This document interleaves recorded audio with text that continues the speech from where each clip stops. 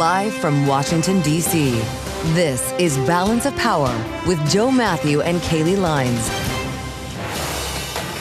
The president leans into the biggest stage in politics, but did it move the needle? Welcome to the Wednesday edition as Washington reacts to President Trump's State of the Union address, record in length, almost 2 hours with predictable reactions from both sides of the aisle this day after. I'm Joe Mathieu alongside Kailey Leinz in Washington as we clear out the cobwebs from a late night or early morning, I should say, Kailey. We were watching, so no one else had to. Well, I guess that is a question. How many people really watched or at the very least stayed through the end of the president's speech or the response from Democratic Governor of Virginia, Abigail Spanberger, after the fact, both of them touching on affordability.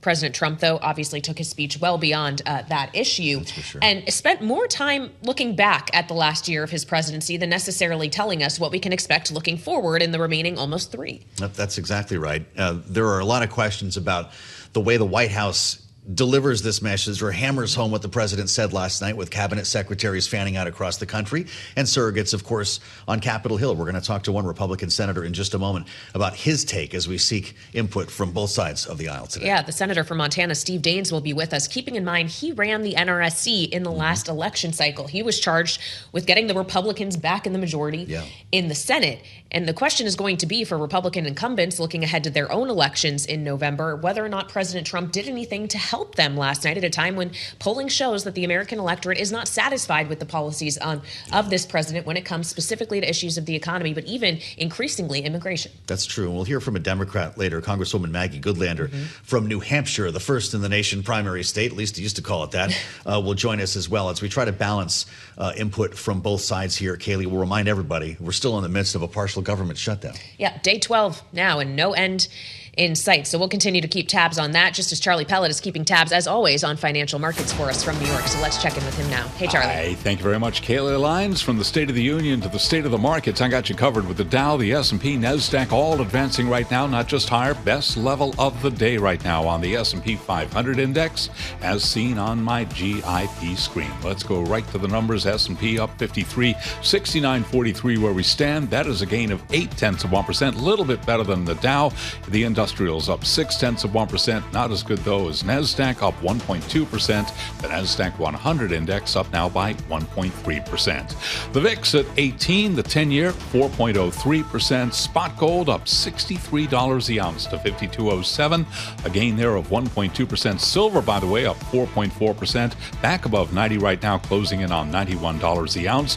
And West Texas Intermediate crude 65.50, WTI down 0.2%. A surge for Bitcoin, 68,625 now on Bitcoin, up 7.1%. The big earnings event after the close of trading going to be NVIDIA, stock higher now by 2.2%. Also reporting after the bell, we'll be hearing from Salesforce, up now by 2.9%. And also, we'll hear from Snowflake, Synopsys, and Zoom Communications. And by the way, on NVIDIA, the options market is pricing at about a 5% swing in either direction for NVIDIA the day after earnings. Former Harvard president and ex-Treasury Secretary Larry Summers is retiring from his Harvard professorship following revelations that his ties to late sex offender Jeffrey Epstein were deeper than previously known. Recapping ahead of earnings, NVIDIA up 2.2%, S&P up 0.7%. Balance of power continues right now in Washington. They're remarkably awake and doing well. Back we go. Joe Mathieu and Kailey Leinz. That's what we're here for, Charlie. Many thanks. He'll be back in about 20 minutes with the latest on Wall Street.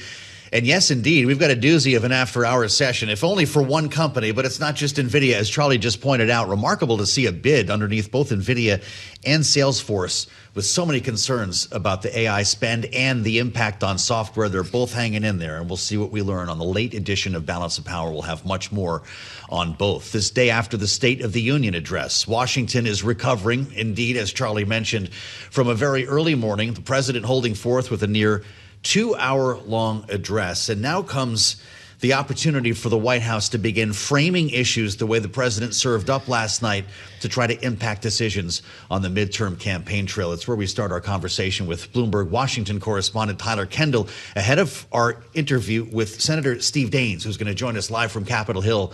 Tyler's on the North Lawn right now, and so far a quiet start at the White House after a late night. Tyler, what are we hearing from the administration? Well, Joe, it's clear that the main message last night was that President Trump really stuck to those domestic policy issues after what I think is fair to say recent weeks where foreign policy headlines have really dominated the conversation here in Washington. As you and Kailey were just discussing, we know this White House is playing defense when it comes to affordability. That is the main topic of discussion as we head into the midterms. So we saw President Trump try to tout his economic policies that he's already enacted, such as those larger tax refunds under the One Big Beautiful Bill, or doubling down on his tariff policies, right? The administration wasting no time earlier this week re-implementing a baseline 10% tariff rate under a different federal authority after the Supreme Court struck down his IEEPA tariffs. The thing is, we didn't really get a lot of new policy proposals from the president last night. Yes, he did do a nod to a potential new retirement savings account for workers that aren't currently supported by an employer-sponsored plan, but we're still waiting to see additional details on that. Instead, a lot of what President Trump did was call on Congress to codify some of those proposals that he's put out there, such as that ban to limit institutional investors from buying single-family homes, or pushing forward his health care framework, which, as you both know, a big part of that is looking to shift federal subsidies from insurance companies to American consumers. The thing is, we haven't really seen momentum behind either of those ideas in Congress, which raises this question about what can actually get done as we head into the midterms. Because Joe and Kailey, while polling really has shown President Trump on the defense, important to note that Ipsos poll that we speak a lot about that came out earlier this week shows Americans are currently split about who they trust the most when it comes to their stewardship of the economy. And that's really why we saw Governor Abigail Spanberger deliver that rebuttal address, since we know she sailed to office on those affordability concerns. Well, and when we think about what could impact affordability and the economy overall, Tyler, you were mentioning tariffs. It was striking that the president literally told the chambers of Congress gathered before him that he does not need them to act on tariffs. He thinks he can do it entirely via his executive authority. So should we write off the notion of another reconciliation package that's going to have codifying tariffs embedded in it?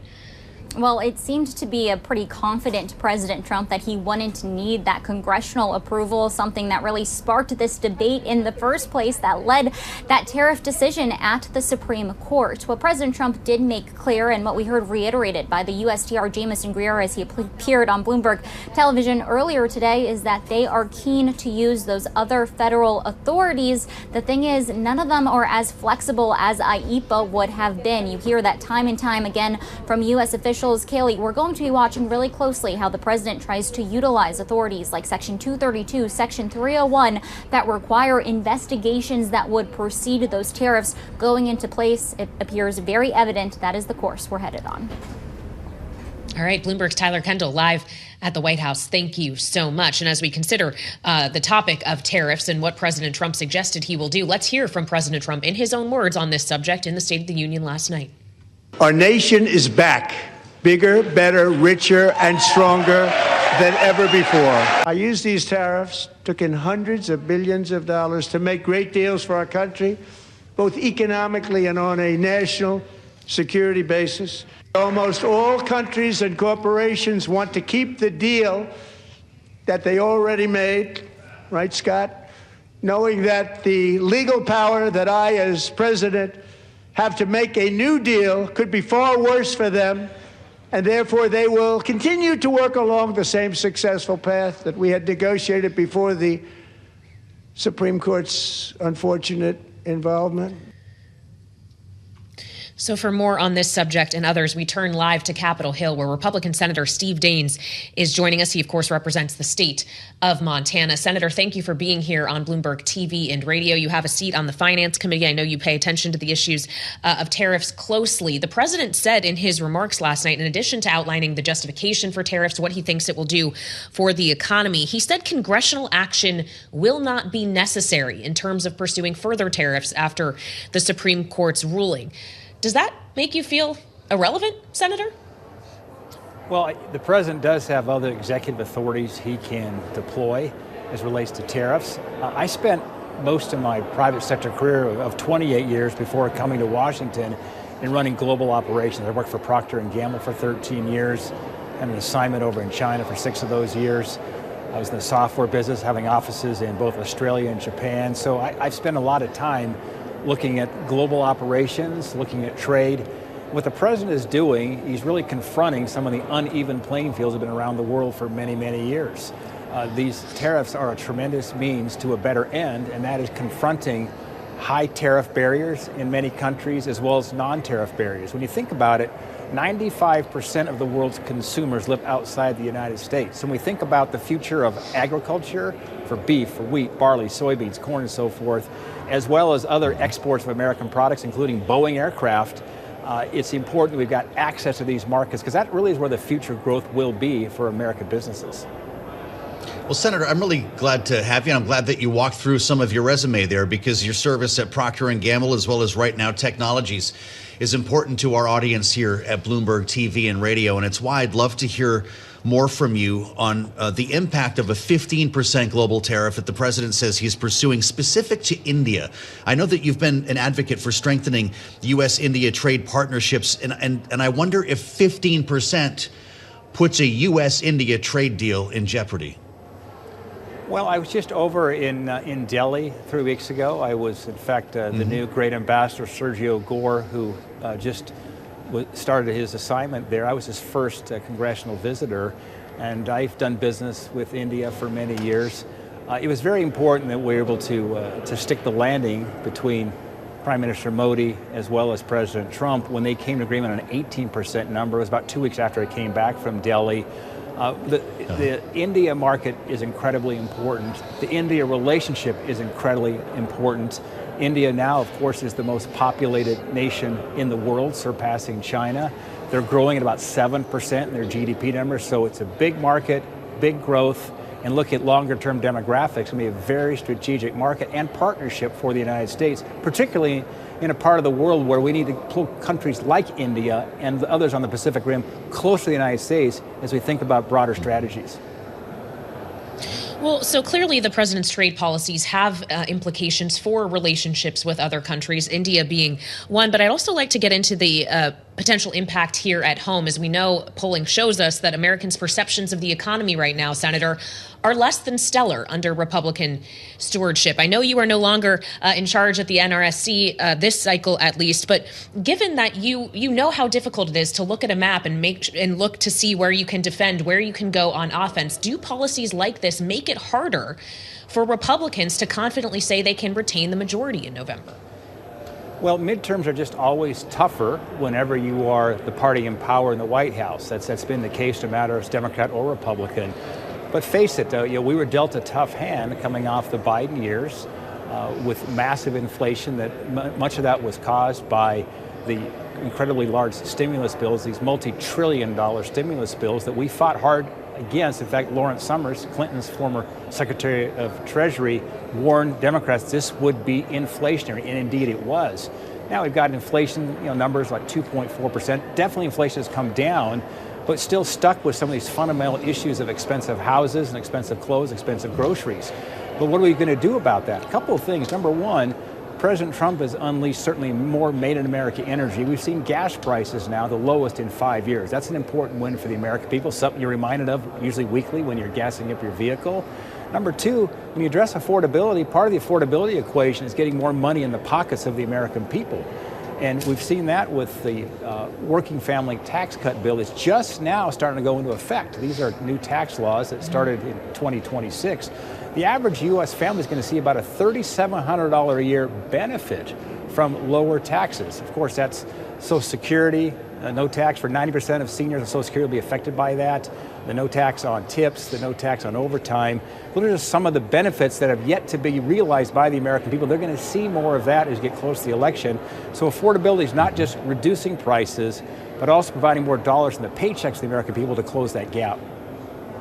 You know, it's interesting when we talk about affordability and the impact that tariffs may or may not have on inflation. And we've seen inflation kind of hanging around this very stubborn spot, a little over 2% going back to when the president took office. It hasn't really changed a lot in the last year. And when you hear from the likes of Procter & Gamble, aforementioned, expecting tariffs to cost some $400 million after taxes in fiscal 2026, how do you get to that last mile, Senator, to where consumers are more comfortable going to the store?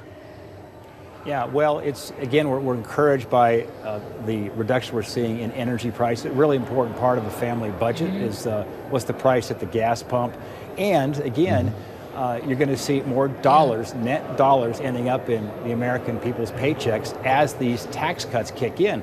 The problem is it's early. You haven't seen that yet kick in as to full extent.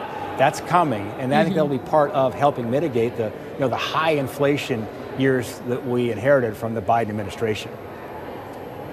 Well, Senator, you've referenced lower gas prices and energy prices overall a few times, and I wonder how much that could be disrupted by what could potentially happen in the Middle East, as the president is openly suggesting if diplomacy does not work, we could see military action in Iran that could threaten to disrupt supply coming out of that region. Senator, do you think that is advisable given what you are saying on how lower energy prices are key to the economic pitch here?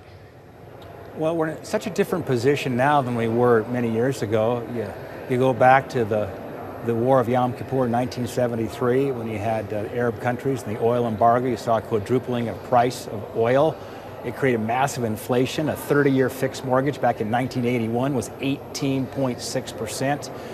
What's true today, though, is that we have decoupled our country from many of the global markets as it relates to oil. We were overly dependent on the Middle East. Today, the United States is the largest producer of oil and oil derivatives in the world, and that helps soften the blows if there is any kind of connectivity going on in Iran. So I'm not as concerned about what happened to oil prices, given the fact that we have done a stellar job, thanks to President Trump and the American energy industry, of becoming much more self-sufficient. And we are now energy dominant. We are an exporter of energy, where once upon a time we were a net importer. To follow on that, Senator Daines, what should be the trigger for a strike against Iran? Well, that's a heady question. I'll tell you, the president I know is looking at all options. I've spent a fair amount of time in the Middle East. One thing I do know is you can't trust the current Iranian regime. They are the leading sponsor of terror in the world. This is a regime that preaches death to America. They call the United States the big Satan. They call Israel the little Satan. I don't trust this regime. There's one thing this regime does understand and respect, and that's strength and that's force. So I know there's a lot of variables, a lot of considerations the president has to take into account. But I do not trust the current regime. I was at the Munich Security Conference here a week and a half ago. There were 200,000 Iranians protesting against the current regime in the streets of Munich, Germany. It was an incredible sight. So there's a lot of energy right now to change the regime in Tehran. Most Iranians are pro-West, pro-American, but you've got a regime. They're tyrants, they're brutal. They're going to be hanging students, I understand, here in the next 48 hours who've been protesting. This regime needs to go. The Iranian people need to have the ability to topple that regime. That's not up to the United States to do. That's about the Iranian people. But I know President Trump is playing hardball right now with the Iranian regime, as he should.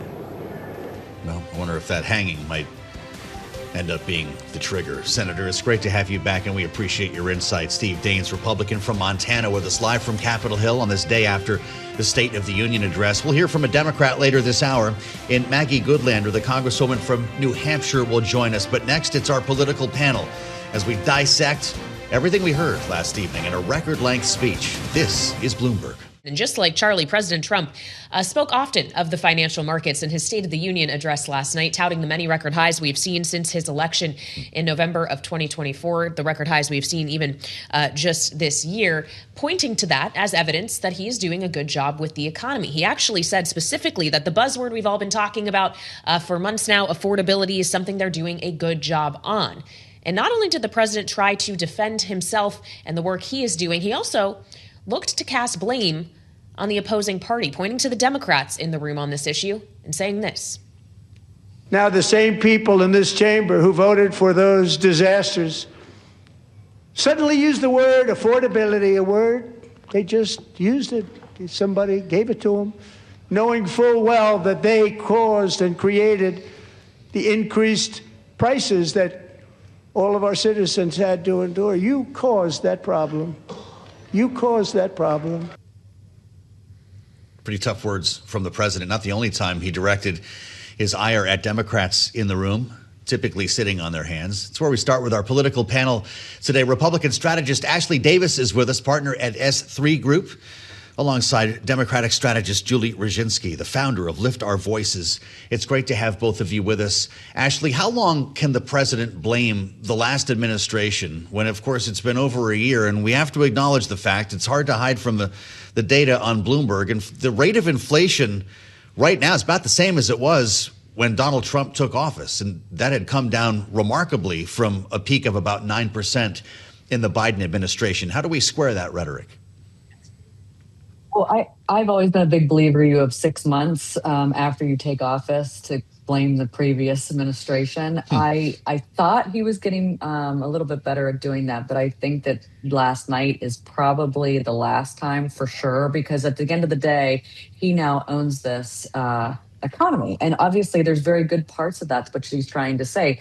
He'll own the gas prices, but he'll own the egg prices, he'll own the milk prices, but he'll also, until we get the housing market down, until we get some of these other markets down a little bit more, he'll continue to own that. So, I mean, as you said, Joe, at the beginning, it is rhetoric. Well, and he can talk about the data he thinks paints a rosy picture all he wants, point to prices that have come down, but perception can be reality, Julie, and the American people are perceiving that prices are still too high for it to be considered affordable to them. Is President Trump falling into the kind of same doom loop trap here that we saw his predecessor, Joe Biden, fall into? Yeah, I mean, look, you can fool some of the people some of the time, but when you go to the supermarket and you pay for some ground meat or chicken, or you pay your energy bills or any of the things that have gone up since Donald Trump's been in office, you tend to understand that you can't really gaslight people about what they're paying out of their own pocket. And I think that's the problem. You can't cherry pick data that you like when people know full well what they're paying at the grocery store, what they're paying with electricity bills. You can say that gas in Iowa was some made up number that nobody in Iowa has seen. But the reality is people know what they're paying at the pump. They don't necessarily think that they're paying low prices, even if prices have gone down. And as you point out, of course, inflation is exactly where it was when Joe Biden left office. The job market has slowed precipitously. People are not necessarily getting the jobs that they want. The only growth we've seen in the last, jobs report was in healthcare. Everything else has slowed dramatically. And so when you look at all of that, plus the subsidies that have been eradicated with healthcare, people are paying more and more for that. Nobody's feeling particularly good about where they are. And they're not blind to the grift, right? They're not blind to the fact that as all of this is going on, the really wealthy people around Trump are getting richer and richer. And that includes Trump and his own family with this crypto scam that they've got going. And so I think, you're creating a two-tiered system here, and people are smart enough to understand that. Well, sticking with the facts, they're kind of stubborn here. When it comes to gas prices, the president said last evening that gas is now below $2.30 a gallon in most states. AAA, of course, runs these numbers pretty effectively, Ashley. There's not a single state where the average gas price is below $2.30. The lowest is $2.37 in Oklahoma. The national average is $2.91. Again, people know what they're paying, obviously. It's right in front of us every time we get in the car. When you talk about investments as well, the president was professing $18 trillion in investments, and we hear that number a lot, the investments that companies have made to build factories or other infrastructure here in the United States. The White House's own website offers a far lower number, $9.6 trillion, like half of what the president said, which appears to include some investment decisions made during the Biden administration. Are we beyond, Ashley, any of this stuff mattering? Well, I mean, I think that 100% that what people are going to vote for in November, if that's what we're talking about at the end of the day, is how they feel. And that's the same old issue that we've dealt with all the time. I mean, from my perspective, I don't feel that everyone, as was stated, feels that they're worse off than under, the previous administration. I mean, I, for one, am very happy the border's shut. I, for one, am very happy that we're becoming energy independent. I don't, gas prices, a nickel here, dime there, quarter here, I don't know, but I know that we're more energy independent than we were 2 years ago. I just mean more the use of facts. Like, does the president of the United States need to tell the truth in the State of the Union? Well, I also think this is what happens all the time on both sides. You take whatever facts you want, and that's what you run with. No matter if you're President Trump or if you're Chuck Schumer, or Joe Biden and, a Republican, Thune. I'm just picking everybody. I think you pick whatever facts you want to and you run with them. And then what even tops that even more, Joe, which I think is kind of the issue as well, is then you continue to get those certain facts fed to you through whatever it is, algorithms, social media, and what you're watching, and then you continue to thrive in that information. So if my big statement is that's the problem with isolating kind of the country in these two camps. It's what I feel, what you got, what so-and-so feels. It just depends on what you're getting fed to you of how good things and how good things are not. Well, so I guess, Julie, it comes down to a definition of fact here. If the data suggests different numbers and the data is just simply different than the words that are coming out of the president's mouth as if they are statements of fact. I guess the question for a Democrat then is how then do you completely or how do you then try to course correct that and put your facts out there, potentially the facts out there when the president and on social media are propagating a different narrative? Is it just, how do you compete when all it is noise and both sides, depending on what side you on, are continuing to spin their own narratives? Well, I want to be very clear here. There's cherry picking facts, which both sides do. There's not inventing facts, quote unquote, out of wholesale cloth, which only this president does. He literally just made up a number and decided to run with it. That's not cherry picking facts. That's a lie. Look, again, Donald Trump can put out whatever he wants about the economy. He can say whatever he thinks is happening or wants people to believe is happening. But people are not stupid. They understand they have a finite amount of money in their pocket to spend on groceries, on energy, on gas, and all of that is being taken from them at a rate that they're not happy with. If the economy were in better shape, Donald Trump's numbers would be in better shape, but he's underwater on everything. And by the way, I don't think most people are happy about what's happening at the border. He's underwater on immigration. This has gone so far adrift that nobody is happy about anything that he's doing. There's not one issue that anybody's happy on broadly, except for the very, very small part of his base that keeps shrinking every day. And so, you can, as I keep saying, you can gaslight people, but it's very hard to gaslight people on the economy because they understand what they're spending. And you can tell them happy days are here again. They just don't believe it because they don't see it in their own pocket. Well, you bring up the border.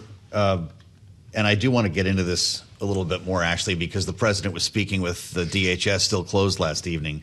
We talked to a lot of lawmakers, D's and R's. No one's budged on this. And we've talked about it a lot, Ashley. When it comes to judicial warrants, when it comes to demasking, all bets are off here. Republicans do not support, and even some Democrats don't support carving out ICE funding so we can fulfill FEMA, Coast Guard, TSA obligations. Do we just spend the whole year with DHS closed? What brings us to an end? You're exactly right, Joe. Obviously the House just left. So there's for the week they had the Democrat retreat. There's absolutely no way that they're starting to negotiate, and it's not obviously happening in the Senate. And the sticking points that you just discussed are the same sticking points on both sides of the aisle. Over the weekend, everyone saw clear TSA was going to shut down. Obviously, that cannot happen because they're fee-based. And so that's going to continue for the most part to run on its own. You have Coast Guard, you have FEMA that at the end of the day, if they need money, they'll be able to move money around to do it. There's just nothing that is forcing the two sides to talk to move it forward. And until there is, I don't see any movement. I mean, does it go to September? I don't know. Maybe, but I definitely don't see it happening before next month. Well, so Julie, we have less than a minute left here, but when does that pain threshold get too much to bear, and for whom? Will it be Democrats that crack again and end a shutdown? I don't put anything past Democrats cracking. I hope they don't, for the simple reason that what is happening right now with ICE, which I understand is funded through the big, beautiful bill, so it's not really relevant to ICE, but what is happening right now with ICE is so egregious and so unacceptable and so un-American that it is time for Democrats to take a stand on it. If Kristi Noem continues to be the head of the Secretary of Homeland Security, I do not think Democrats should be funding her department. She has proven herself to be not just incapable, but a toxin. And until she's gone, I would not give a penny to that department.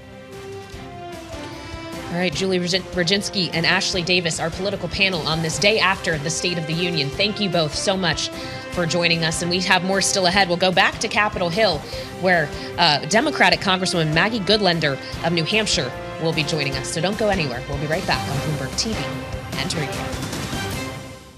We are fresh off the president's State of the Union address, where we were looking for clues on a number of subjects relevant to financial markets and the economy. Affordability, of course, was looming large, but geopolitical issues did feature as well, specifically when it comes to Iran, amid an amassing of military force from the United States to the Middle East, knowing that diplomacy is still being given a chance here. If you listen at least to President Trump, there are going to be talks in Geneva once again tomorrow between the U.S. and Iran. Jared Kushner and Steve Witkoff, envoys for the president, will be participating in those.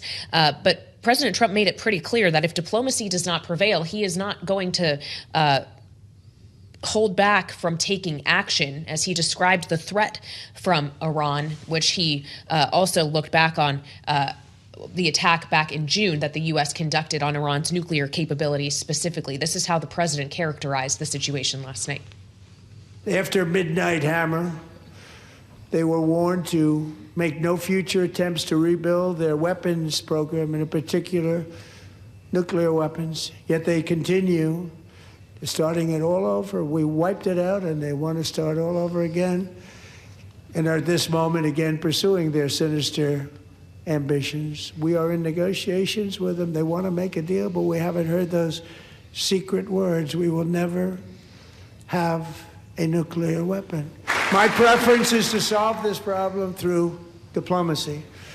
But one thing is certain, I will never allow the world's #1 sponsor of terror, which they are by far, to have a nuclear weapon. That's where we start our conversation with an important voice from Capitol Hill and from the national security space. In Congresswoman Maggie Goodlander, the Democrat from New Hampshire, joins us now live on Bloomberg TV and radio. And Congresswoman, it's great to see you. Welcome back to Bloomberg. Of course, a member of the Armed Services Committee and small business for that matter.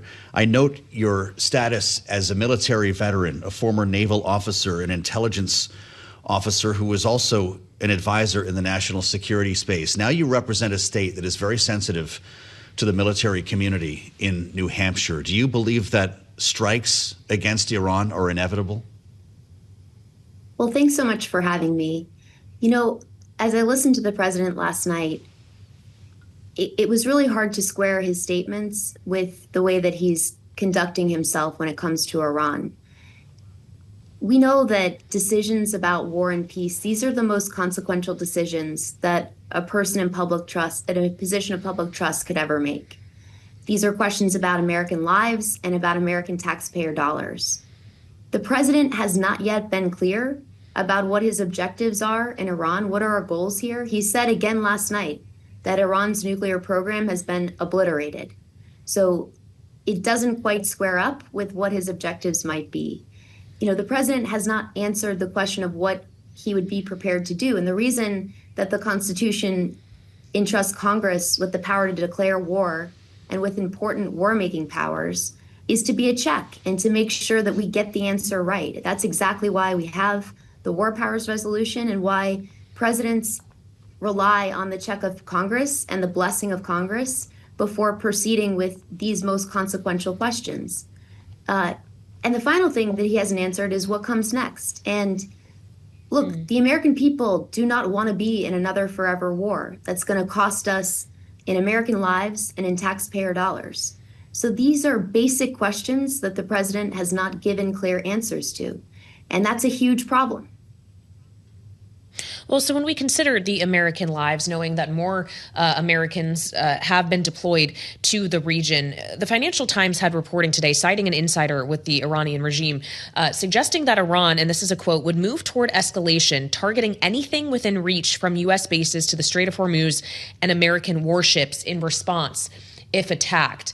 If you're on an American warship in that region right now, Congresswoman, are you prepared to withstand such an attack? Is it inevitable that if Iran were to choose that course of action in response, that we would see the loss of American life?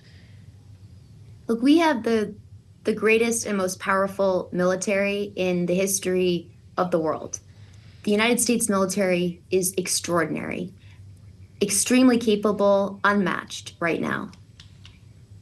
But the fact that we're reading in news reports, I'm a member of the Armed Services Committee, and I'm getting my best information from news articles about what the terms of the debate are here, what our objectives are, what our military planning looks like.